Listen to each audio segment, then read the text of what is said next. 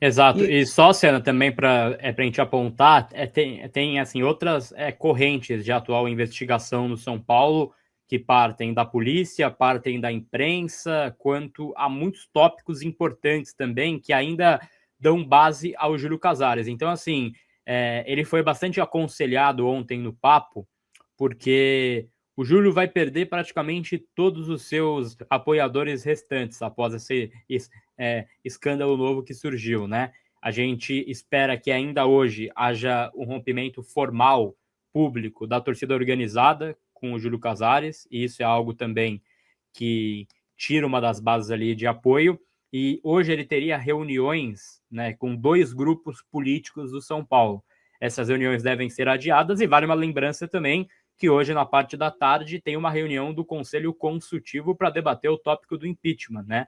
E aí existe sim já uma movimentação para que esses membros aconselhem ele a, cara, deixar o cargo, entendendo que nesse momento é o melhor a se fazer, ele deixar o cargo de presidente do São Paulo. Mas o Júlio Casares, ele tá nessa queda de braço. Ele, durante os últimos dias, ele tentou agendar esses papos, então, e internamente é para pessoas próximas.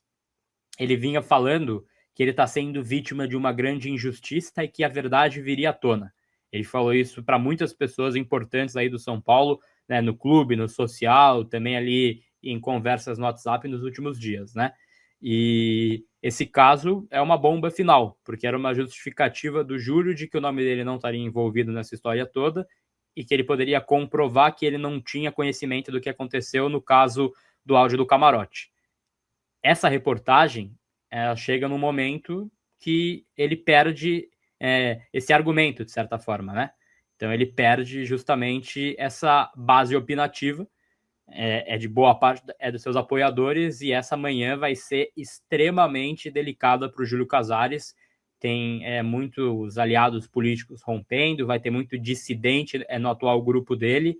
E aí, assim, você tem que também entender que um processo de saída ou de impeachment no São Paulo, principalmente, ele é um processo político, né? Então ele é um processo que envolve o sucessor, que envolve quais chapas vão virar contra o Júlio Casares.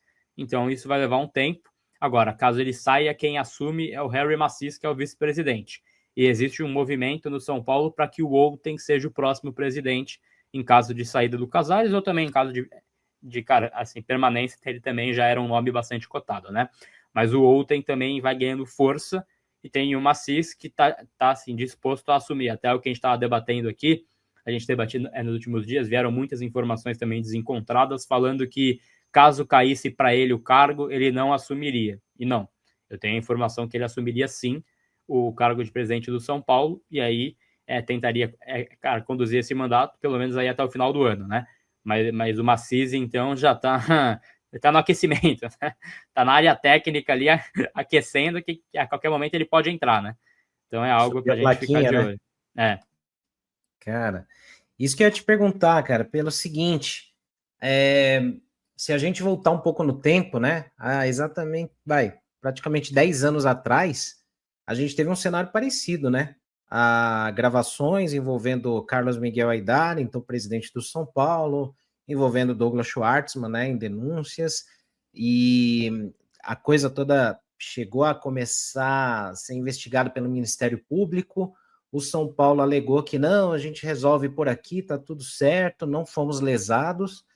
Jogaram para baixo do tapete, alguns anos se passaram, só quem vazou a gravação foi expulso do clube, o ex-presidente continua lá no conselho de notáveis, né, que está até hoje lá, Carlos Miguel Aidar, Leco, o próprio Casares e outros, e o Douglas Schwartzman está aí de novo no clube, Leonardo Serafim dos Anjos, que também estava envolvido no caso Jack ali, nas denúncias, e inocentado ali pela investigação do momento também, continua atuante no clube, e anos se passaram e todos estão de volta lá, né? A Aidar renunciou na época, e meio que, entre aspas, assim, na visão do torcedor, escapou de uma investigação criminal, né? Como é que você vê aí, Gabriel, para esses próximos passos hoje, já que algumas coisas mudaram, inclusive a lei, né, de improbidade fiscal e tudo mais, Hoje essa lei permite com que, mesmo que o clube mencione que não foi lesado, essas práticas suspeitas continuem sendo investigadas pela polícia e Ministério Público. Como é que você vê esses próximos passos, mesmo que Júlio Casares renuncie, entregue o cargo e meio que tente sair de cena a francesa, né? Como é que você acha que vai acontecer aí para frente? Vai ser extremamente delicado, porque esse caso ele não está apenas na esfera do conselho, ele não vai ter que peitar, entre aspas, apenas o conselho. É um caso de polícia, né? Então ele vai ter que justificar na esfera criminal também, e ele pode ser enquadrado em corrupção privada pela Lei Geral do Esporte, 2 a 4 anos de, prisão, reclusão. A gente sabe muito bem como é que funciona, né? Que é muito difícil que isso avance para esse ponto, mas o Júlio Casares, obviamente, ele está em xeque não só na esfera presidencial do São Paulo, mas também na esfera criminal. Ele vai ter que comprovar. Fez uma nota ali com esse grupo de advogados e vale também a lembrança que não é apenas ele que está numa proteção interna nesse momento, tem também outros envolvidos que estão mencionados na investigação que ainda virão à tona, né?